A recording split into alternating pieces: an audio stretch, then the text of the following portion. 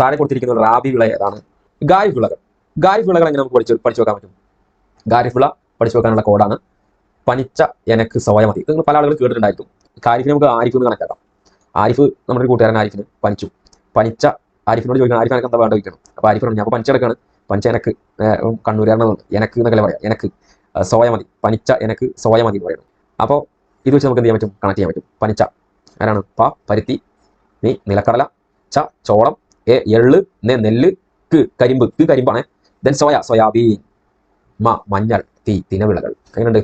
ഒരുപാട് ആൾക്കാർ അറിയായിരിക്കും. ബജ്റ റാഗി ജോവർ ഇതാണ് നമ്മുടെ കൂടെ. ഈ ബജ്റ റാഗി ജോവറൊക്കെ എവിടെയാണ്? ഖാരിഫിലെ കേട്ടോ.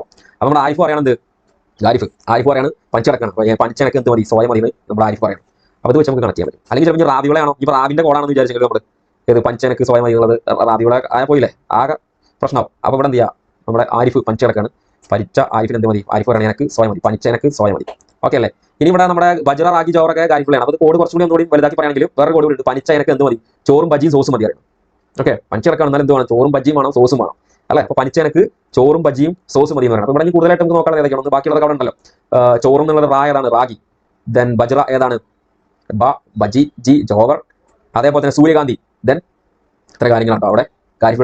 ഖാരിഫിന്റെ വിളയിറക്കൽ കാലം എപ്പോഴാണ്? ജൂൺ മാസത്തിന്റെ ആരംഭം അല്ലെങ്കിൽ നവംബർ ആദ്യ വാരം, മൺസൂണിന്റെ അവസാനത്തിലൊക്കെയാണ് ഇത് എടുക്കുന്നത്. ഓക്കെ, അപ്പൊ ഇനി റാബി വിളകൾ ഏതൊക്കെയാണ് നോക്കാം.